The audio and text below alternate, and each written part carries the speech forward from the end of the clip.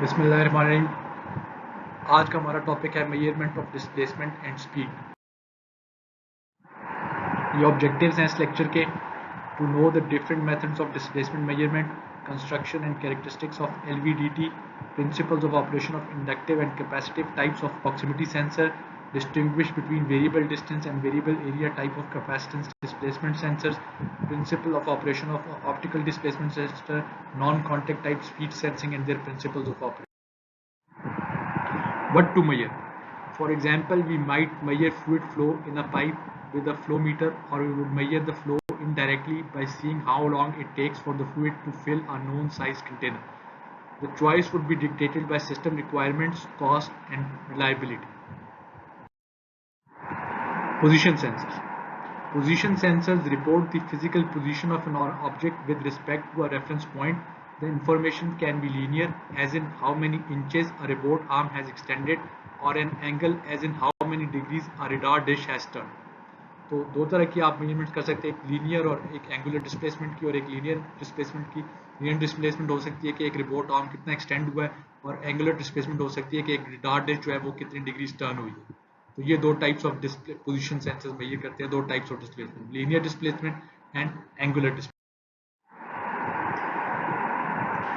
पहले हम देखते हैं पोटेंशियोमीटर। अब पोटेंशियोमीटर, जिसे शॉर्ट में पॉट भी कहते हैं, can be use to convert rotary और linear displacement to a voltage. Actually, the pot itself gives resistance, but this resistance value can easily be converted to a voltage. Basic principle of operation potentiometer ये है कि जिस तरह movement होती है वो linear हो या एंगुलर हो, उसकी वजह से पोटेंशियोमीटर की रेजिस्टेंस चेंज होती है, और फिर उस रेजिस्टेंस चेंज को वोल्टेज चेंज में कन्वर्ट करके हम पोजीशन मेजर कर सकते हैं. Pots used for position sensors are the same in principle as a standard volume control, but there is a difference. A pot used to measure angular position has linear taper, which means the resistance changes linear with shaft rotation. A pot used for a volume control may have audio taper, which means the resistance changes in a non-linear fashion to match the human perception of getting louder. इस slide में हमें potentiometer नजर आ रहा है। पहला जो है वो रोटरी टाइप पॉट है। इसका प्रिंसिपल ऑफ ऑपरेशन ये है कि इसका ये जो वाइपर है वो रोटेट कर सकता है फ्रॉम लेट सपोज से टू 0 डिग्री टू 350 डिग्री तक। इस रोटेशन की, इस वाइपर की रोटेशन की वजह से जब ये डिफरेंट पोजीशन पे होगा तो ये जो सिंबल है इससे हम क्लैरिफाई कर सकते हैं कि जो पोजीशन बी है ये मूव करेगा ये, और इसके मूव करने से जो आपकी रेजिस्टेंस है वो चेंज होगी और जो आउटपुट वोल्टेज आपको मिलेगी वो चेंज होगी। जितनी ज़्यादा ये ऊपर की तरफ, लेट सपोज यहाँ पे VCC थी, जितनी ज़्यादा बी ऊपर की तरफ मूव करेगा उतने ही ज़्यादा आपके पास आउटपुट वोल्टेज आएगी। तो इस तरह ये जो वाइपर है इसकी मूवमेंट से इसकी रेजिस्टेंस चेंज होगी, और रेजिस्टेंस चेंज होने से आपके पास जो आउटपुट वोल्टेज है वो चेंज होगी। तो इस तरह से आप मेजर कर सकते हैं एंगुलर डिस्प्लेसमेंट की कितनी मूवमेंट हुई है, उसकी वजह से कितनी रेजिस्टेंस चेंज हुई है, और उसको फिर वोल्टेज चेंज में कन्वर्ट करके आप एंगुलर डिस्प्लेसमेंट मेजर कर सकते हैं। इसी तरह ये रोटरी पॉट है। इसी तरह आपके पास लीनियर डिस्प्लेसमेंट मेजर करने के लिए लीनियर टाइप पोटेंशियोमीटर है, लीनियर मोशन पॉट है। लेट्स सपोज इसकी 1 इंच लेंथ है, तो जिस तरह बी जो है इस A to C from C to A move करेगी, उसी तरह आपकी जो है आउटपुट रेजिस्टेंस चेंज होगी, जो फिर उसकी वजह से आप आउटपुट वोल्टेज चेंज होगी। तो इस तरह लीनियर डिस्प्लेसमेंट आप मेजर कर सकते हैं। तो एंगुलर डिस्प्लेसमेंट इस तरह के पोटेंशियोमीटर से मेजर कर सकते हैं, और लीनियर डिस्प्लेसमेंट इस तरह के पोटेंशियोमीटर से मेजर कर सकते हैं। यही पॉइंट्स स्लाइड पे एक्सप्लेन हुए हैं कि use for linear and angular displacement. इसका एक फायदा ये है कि ये चीप होता है। Contact problems resulting from wear and tear between moving and fix parts. तो ये जब मूव करता है इसके ऊपर तो उसकी वजह से वेयर एंड टेयर होता है, जिसकी वजह से कुछ प्रॉब्लम्स हमें हो सकती हैं। इसी तरह इसके केस में भी वेयर एंड टेयर हो सकती है। तो ये बेसिक प्रिंसिपल ऑफ ऑपरेशन था पोटेंशियोमीटर। इस केस में हम देख रहे हैं कि वायर बाउंड पोटेंशियोमीटर। अगर लेट सपोज कि इसमें 350 कॉइल्स थी और ये 0 to 350 डिग्री मेजर करता है, तो इसकी रेजोल्यूशन ये होगी कि ये जो वाइपर है जब जंप करेगा एक कॉइल से दूसरे कॉइल पे, तो 1 डिग्री की डिस्प्लेसमेंट हो रही है, तो इसकी रेजोल्यूशन जो होगी वो 1 डिग्री होगी। तो ये आपके पास है wire bound potentiometer. The output of a position sensor should be a continuous DC voltage, but the slider action of pots can sometimes cause voltage transients. This is particularly true for wire-bound pots because the slider may momentarily break contact as it bumps from wire to wire. यानी ये jump करेगा तो contact break होने की वजह से ये problem आ सकती है. This problem can usually be resolved with a low-pass filter, which is simply a capacitor connected to ground. तो ये था wire-bound potential. इस स्लाइड में हम देख रहे हैं कि एंगुलर मेजरमेंट कर सकते हैं पोटेंशियोमीटर के साथ। ये आपके पास एक मोटर है, ये एक आर्म है, जो मोटर जो है वो that is driving a robot arm not connected to a motor shaft, और इधर आप पॉट कनेक्ट करके इसकी मूवमेंट जितनी होगी उसकी वजह से ये पोटेंशियोमीटर की रोटेशन होगी, जिसको आप आउटपुट वोल्टेज में कन्वर्ट करके मेजर कर सकते हैं कि ये जो रोबोट आर्म है वो कितना मूव हुआ। अब हम एक एग्जांपल देखते हैं। हम देखते हैं कि अ pot is supplied with 10 volts and is set at 82 degree centigrade. The range of say singleton pot is to 350 degree centigrade. Calculate the output voltage. तो बेसिकली हम देख रहे हैं कि इस पॉट की जो रेंज है that is from 0 degree to 350 degree centigrade, और ये पूछ रहा है कि जब ये वाला पॉइंट जो है वो 82 डिग्री सेंटीग्रेड पे होगा तो आउटपुट वोल्टेज कितनी आएगी। तो सबसे पहले हम ट्रांसफर फंक्शन निकाल सकते हैं, वो हम निकाल सकते हैं 10 volts divided by 350 degree centigrade, ये इसका ट्रांसफर फंक्शन हो जाएगा। जब 10 वोल्ट को 350 डिग्री से डिवाइड करेंगे तो ट्रांसफर फंक्शन आ जाएगा, फिर उसको हम मल्टीप्लाई करेंगे 82 डिग्री से, तो हमारे पास आउटपुट वोल्टेज आ जाएगा। तो 10 volts divided by 350 multiplied by 82 degree will give us the output voltage। यानी पहले ट्रांसफर फंक्शन कैलकुलेट किया 10 वोल्ट डिवाइडेड बाय 350, अब जितनी डिग्री की कॉरस्पॉन्डिंग वोल्टेज निकालनी है जब उसको ट्रांसफर फंक्शन से मल्टीप्लाई करेंगे तो हमारे पास आउटपुट वोल्टेज आ जाएगा। ये हम देख रहे हैं कि जब आपके पास ये 0 to 350 डिग्रीज की रेंज है, जब सेंटर में आपके पास होगा पोटेंशियोमीटर का टर्मिनल, यानी जब वो 175 डिग्री पे होगा और आपका सप्लाई वोल्टेज 10 वोल्ट्स है तो आउटपुट आपके पास हाफ आ रही है, दैट इज 5 वोल्ट्स। तो ये हम इधर से भी देख सकते हैं कि दैट इस 10 वोल्ट डिवाइडेड बाय 350 इंटू 175 करेंगे तो 175 जो ऊपर है वो 350 को 2 से मल्टीप्लाई कर देगा, और 10 डिवाइडेड बाय 2 आपके पास 5 वोल्ट्स आ जाएगा। तो इस तरह आप ट्रांसफर फंक्शन के थ्रू किसी भी डिग्री एंगल के लिए उसकी आउटपुट वोल्टेज कैलकुलेट कर सकते हैं। अब हम देखते हैं लीनियर वेरिएबल डिफरेंशियल ट्रांसफार्मर या LVDT। The LVDT works on principle of variation of mutual inductance. Good linearity over wide range of displacement available in range of 0.25 millimeters to 25 millimeters. Non-contact type, thus minimizing frictional resistance. Most popular for displacement measurements. Also can be used for time varying displacement measurement speed. अभी हम इसका principal of operation देखते हैं। ये जो figure है ये बता रही है कि लीनियर वेरिएबल डिफरेंशियल ट्रांसफार्मर काम किस तरह से करता है। इसका बेसिकली प्रिंसिपल ऑफ ऑपरेशन ये है कि पहले आपके पास एक प्राइमरी कॉइल है ये वाली, और उस पर आप एक इनपुट वोल्टेज AC वोल्टेज जो है वो इनपुट कर रहे हैं। दूसरी आपको ये प्राइमरी कॉइल है, दो आपके पास सेकेंडरी कॉइल्स हैं, एक ये सेकेंडरी 2 और एक ये सेकेंडरी 1। इनके जो कॉइल्स के टर्न हैं उनकी ओरिएंटेशन आपस में इन्वर्स है, यानी ये आप देख रहे हैं कि एक डायरेक्शन में कॉइल्स बाउंड हुई हुई है और ये उससे ऑपोजिट डायरेक्शन में बाउंड हुई है। ये आपके पास डिस्प्लेसमेंट का ये कोर जो है वो डिस्प्लेस हो सकती है। आपके पास एक आर्मेचर है जिसको आप डिस्प्लेस कर सकते हैं और ये मूव करेगा। बेसिकली अब होगा ये कि जब आपके पास यहाँ पे आप प्राइमरी के थ्रू इस प्राइमरी कॉइल में वोल्टेज फीड करेंगे तो वो मैग्नेटिक फ्लक्स जो है इस पर भी कपल होगा और इस पर भी कपल होगा। जब आप इस आर्मेचर को मूव करेंगे तो रिलेक्टेंस चेंज होगी इन दोनों कॉइल्स में। उस चेंज ऑफ रिलेक्टेंस की वजह से आपके पास एक आपकी मैग्नेटिक फील्ड चेंज होगी और उस मैग्नेटिक फील्ड चेंज होने की वजह से आपके पास वोल्टेज चेंज आएगी। अगर हम सपोज करें कि ये जो आर्मेचर है, जो इसके कोर के बीच में आर्मेचर जो है ये बिल्कुल सेंटर में है, यानी ये जो केस आपको दिखा रहा है कि शाफ्ट आपका जो है वो सेंटर्ड है, तो आपके पास आपके पास जो सेकेंडरी 1 है उसको आपने यहाँ से ज्वाइन किया हुआ है सेकेंडरी 2 के साथ, और यहाँ पे आप दोनों का डिफरेंस या वी नेट आउटपुट वोल्टेज ले। जब आपका शाफ्ट बिल्कुल सेंटर में होगा तो हमारे पास V1 पे वोल्टेज आएगी ये जो आपको नजर आ रहा है, और V2 पे वोल्टेज आएगी ये। अब चूंकि जो कॉइल्स की टर्न्स हैं वो एक दूसरे से इन्वर्टेड है, इस वजह से इनकी जो फेज है दोनों का आपस में इन्वर्स है, यानी 180 डिग्री आउट ऑफ फेज है। तो जब शाफ्ट सेंटर में होगा तो आपके पास ये V1 ये आ रही है और V2 ये आ रही है। जब इन दोनों की डिफरेंस लेंगे तो चूंकि ये दोनों आउट ऑफ फेज हैं तो आपके पास वी नेट जो है वो 0 आएगा। तो शाफ्ट सेंटर पे होगा तो आपके पास कोई आउटपुट वोल्टेज नहीं आएगी, वी नेट जो होगा आपके पास वी नेट आपके पास 0 वोल्टेज आएगी। अब अगर हम शाफ्ट को मूव करें इस डायरेक्शन में तो बेसिकली आपके पास V1 जो है, जो ये वोल्टेज है, इधर रिलेक्टेंस ज़्यादा हो जाएगी, मैग्नेटिक फील्ड कम हो जाएगी, उसकी वजह से V1 जो है वो आपकी रिड्यूस हो जाएगी, और इस डायरेक्शन में शाफ्ट राइट मूव होने की वजह से V2 जो है वो आपकी इंक्रीज हो जाएगी। फिर जब आप net voltage V net voltage लेंगे तो आप देखेंगे कि आपके पास एक पॉजिटिव फेज के साथ पॉजिटिव वोल्टेज आ रही है V। अगर इसको हम एक फेज सेंसिटिव रेक्टिफायर से गुजारें तो आपके पास एक पॉजिटिव वोल्टेज आएगी। इसी तरह अगर इस शाफ्ट को आप लेफ्ट साइड में मूव करेंगे तो ये जो V1 है ये ज़्यादा हो जाएगी और जो V2 है वो कम हो जाएगी। और जब इसका वी नेट लेंगे तो आपके पास ये फिर इसके और इसका फेज डिफरेंस है 180 डिग्रीज का। जब इसको आप फेज सेंसिटिव रेक्टिफायर से गुजारेंगे तो आपके पास एक नेगेटिव वोल्टेज आएगी। तो बेसिकली हो रहा ये है कि जब आपके पास शाफ्ट जो है वो राइट साइड पे मूव कर रहा है तो आपके पास रेक्टिफायर से गुजार के एक पॉजिटिव वोल्टेज आ रही है, और जब शाफ्ट जो है वो लेफ्ट साइड पे मूव कर रहा है तो आपके पास एक नेगेटिव वोल्टेज आ रही है। इस पॉजिटिव और नेगेटिव वोल्टेज की वजह क्या है? डिस्प्लेसमेंट। तो बेसिकली डिस्प्लेसमेंट आपको बता रही है कि अगर डिस्प्लेसमेंट राइट साइड पे है तो पॉजिटिव वोल्टेज आ रही है, और अगर डिस्प्लेसमेंट लेफ्ट साइड पे है तो नेगेटिव वोल्टेज आ रही है। तो इस वजह से हम इसकी डिस्प्लेसमेंट को मेजर कर सकते हैं।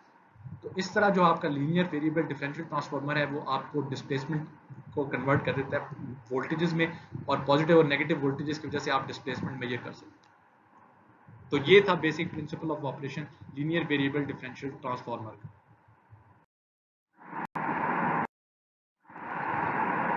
अब हम देखते हैं inductive type sensor. These sensors can be used for proximity detection also. A typical scheme is shown in figure 3. The inductance of a coil changes as a ferromagnetic object moves close to the magnetic former, thus change the reluctance of the magnetic path. The measuring circuit is usually an ACB. इसमें basically हो रहा है ये है कि यहाँ पे आप एक AC वोल्टेज फीड कर रहे हैं और ये एक इंडक्टर है और ये इंडक्टेंस मेजरिंग सर्किट है। जब आपके पास कोई भी फेरोमैग्नेटिक मटेरियल इसके करीब आएगा तो इस सिस्टम की जो है वो रिलेक्टेंस चेंज हो जाएगी, जिसकी वजह से मैग्नेटिक फील्ड चेंज हो जाएगी और आपकी इंडक्टेंस में चेंज आएगी।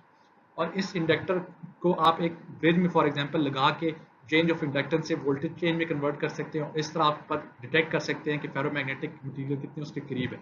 तो ये आपका होता है इंडक्टिव टाइप सेंसर। ये जो आपका ये सेटअप है ये बेसिकली एक आर्म ब्रिज में एक आर्म बन जाएगा उसको, जो हम नेक्स्ट स्लाइड में देखते हैं।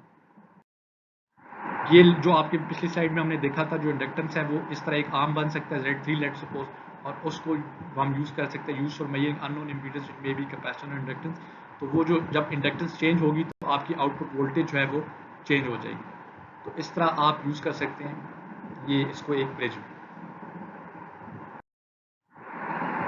ये अब हम देख रहे हैं रोटरी वेरिएबल डिफरेंशियल ट्रांसफार्मर। इसका भी बेसिक प्रिंसिपल ऑपरेशन उसी तरह है जिस तरह उसका था, लेकिन इस केस में आपकी जो कोर, इसमें आपके पास दो सेकेंडरी कॉइल्स हैं, एक ये और एक ये प्राइमरी कॉइल है। लेकिन इस केस में आपकी जो कोर है वो अब रोटेट कर रही है। ये जो एंगल थीटा है इसका एंगुलर डिस्प्लेसमेंट है। Its construction is similar to that of LVDT, except the core is designed in such a way that when it rotates, the mutual inductance between the primary and each of the secondary coil changes linearly with the angular displacement. तो इस तरह जो आपकी इसकी rotation की वजह से इनकी जो है म्यूचुअल इंडक्टेंस चेंज होती है, और उस वजह से आप इसका जो है वो एंगुलर डिस्प्लेसमेंट मेजर कर सकते हैं। यानी इसकी रोटेशन की वजह से जब ये चेंज होगी इंडक्टेंस तो उसको आप कन्वर्ट करके वोल्टेज चेंज में आप इसकी एंगुलर डिस्प्लेसमेंट मेजर कर सकते हैं। तो ये बेसिक प्रिंसिपल ऑफ ऑपरेशन था रोटरी वेरिएबल डिफरेंशियल ट्रांसफार्मर। अब हम देखते हैं capacitance sensors. Capacitance sensor can be formed by either varying the separation distance d, the area A, or the permittivity epsilon. A displacement type sensor is normally based on the first two, variable distance and variable area. यानी distance को change करके और area को change करके आप sensing करते हैं। While the variable permittivity principle is used for measurement of humidity level. Humidity level change detect करने के लिए आप permittivity भी use कर सकते हैं। The measuring circuits for capacitance sensors are normally capacitive type bridge. अब बेसिकली आप करते क्या, आप ये कर सकते हैं कि ये जो आपकी प्लेट है ये डिस्प्लेस मूव हो यूँ, इसकी मूवमेंट की वजह से ये होगा कि आपकी कैपेसिटेंस जो है वो चेंज होगी। तो इस डिस्प्लेसमेंट को आप कैपेसिटेंस चेंज में कन्वर्ट करके सेंस कर सकते हैं। दूसरा आप ये कर सकते हैं कि इस तरह आपके पास जो प्लेट्स हैं वो मूवेबल हो, और प्लेट जो है आपकी वो इस तरह आप लीनियर डिस्प्लेसमेंट में ये कर सकते हैं। दूसरा केस ये होगा, ये प्लेट्स आपकी इस तरह रोटेट कर सकते हो, तो उस रोटेशन की वजह से ये होगा कि आपकी जो है वो कैपेसिटेंस चेंज होगी, तो एरिया चेंज होगा, और एरिया चेंज होने की वजह से आपकी कैपेसिटेंस चेंज होगी। तो उस तरह आप इसकी एंगुलर डिस्प्लेसमेंट भी मेजर कर सकते हैं कैपेसिटेंस चेंज की। दूसरा ये हो सकता है कि कोई चीज़ इसके फेरोमेट कोई चीज़ इसके करीब आए तो उसकी वजह से आप डिटेक्शन कर सकते हैं और कैपेसिटेंस उस वजह से भी चेंज हो। तो ये डिफरेंट मेथड्स हैं कि capacitive type displacement sensors can variable separation type, variable area type. इस तरह आप कैपेसिटेंस चेंज के थ्रू आप मेजर कर सकते हैं उसकी कैपेसिटेंस चेंज के थ्रू आप उसकी एंगुलर डिस्प्लेसमेंट या लीनियर डिस्प्लेसमेंट मेजर कर सकते हैं। इस स्लाइड में हम देख रहे हैं capacitance proximity detector. Capacitance proximity detectors are small in size, non-contact type, and can detect presence of metallic or insulating objects in the range of approximately 0 to 5 centimeter. The measuring head of proximity detector consists of two electrodes, one circular B, ये जो है, and the other has an annular shaped one A, separated by a small dielectrical spacing. ये जो बीच में spacing है dielectrical. Capacitance between the plates A and B would change when the target comes in the close vicinity of the sensor lead. इस तरह आपके पास दो rods हैं A और B और ये dielectrical spacing है इनके दरमियान. जब आपके पास कोई टारगेट मटेरियल इसके करीब आएगा तो इन दोनों के दरमियान जो कैपेसिटेंस होगी वो चेंज होगी, जिसकी वजह से आप इसको मटेरियल को डिटेक्ट कर सकते हैं, जो यहाँ बताया हुआ है कि presence of metallic or insulating objects in the range of approximately 0 to 5 centimeters can be detected. तो ये भी कैपेसिटेंस चेंज की वजह से आप किसी ऑब्जेक्ट की प्रॉक्सिमिटी जो है वो चेक कर सकते हैं, वो कितना करीब है उसके, और ये कैपेसिटेंस चेंज के थ्रू आप कर सकते हैं.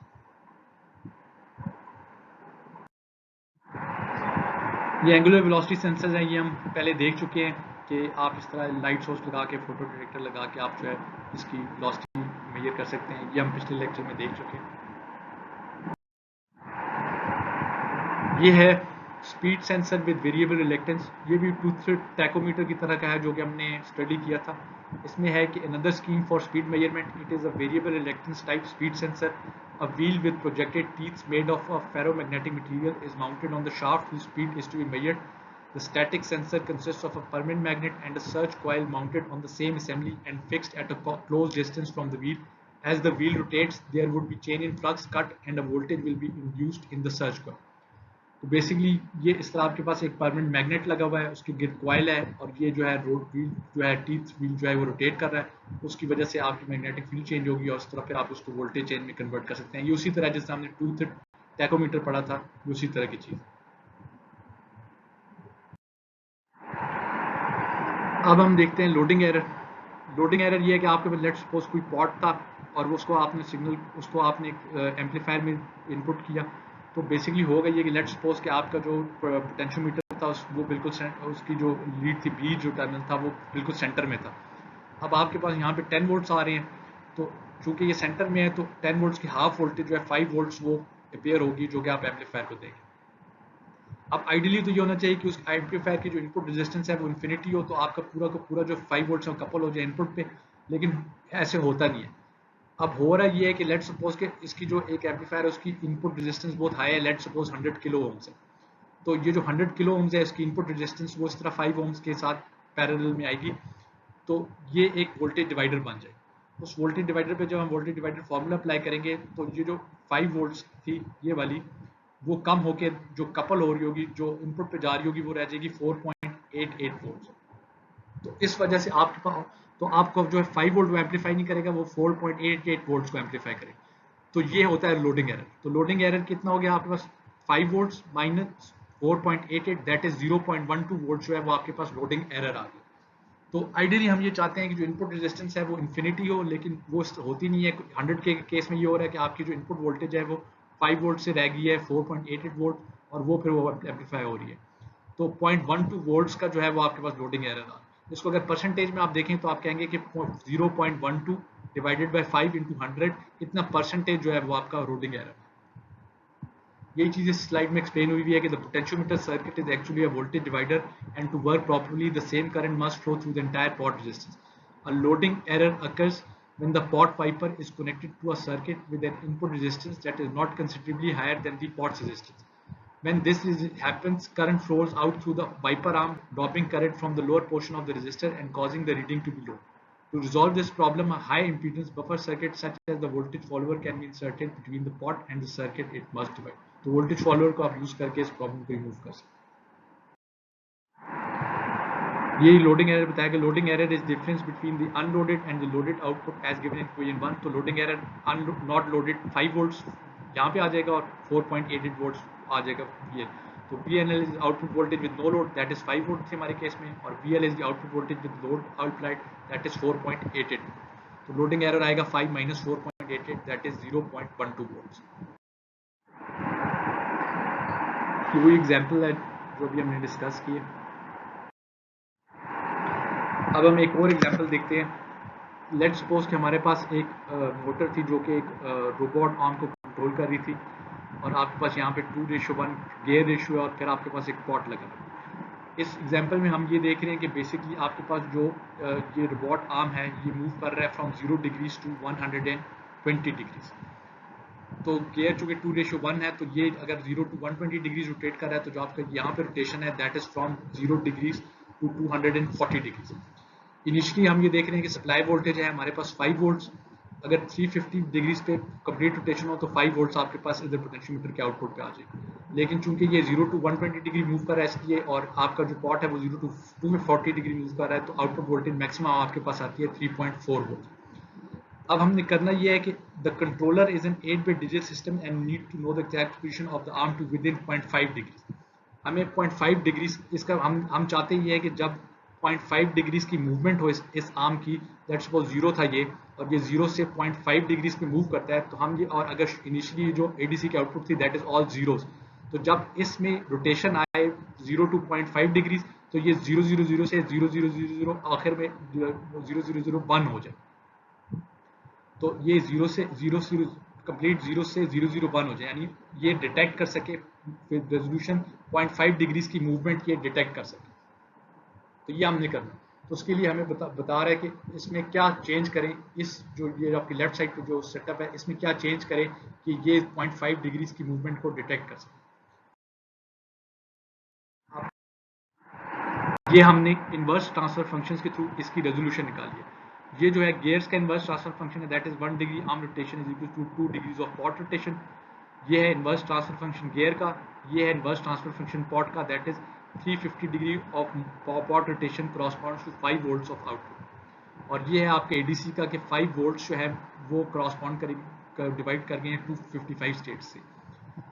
बेसिकली हम इधर देख रहे हैं कि इधर जो रेजोल्यूशन है अभी वो है 0.68 डिग्री आर्म पर स्टेट, यानी जब आपकी रोटेशन 0.686 डिग्री होगी तो तब आपका एक जो होगा काउंट चेंज होगा एडीसी का। यानी अगर वो लेट्स सपोज के वो 0 से मूव करता है 0.686 डिग्री पे तो तब आपकी लीस्ट सिग्निफिकेंट बिट 0 से 1 पे चेंज होगी और आपके पास 000 से 001 आएगा, यानी 0 से 0.686 डिग्री पे वो मूव करेगा तो आपके पास लीस्ट सिग्निफिकेंट बिट चेंज होगी, यानी एक काउंट अप होगा एडीसी का जब आपके पास इस डिग्री। लेकिन हम चाहते ये हैं कि इसको 0.5 डिग्रीज बना दें।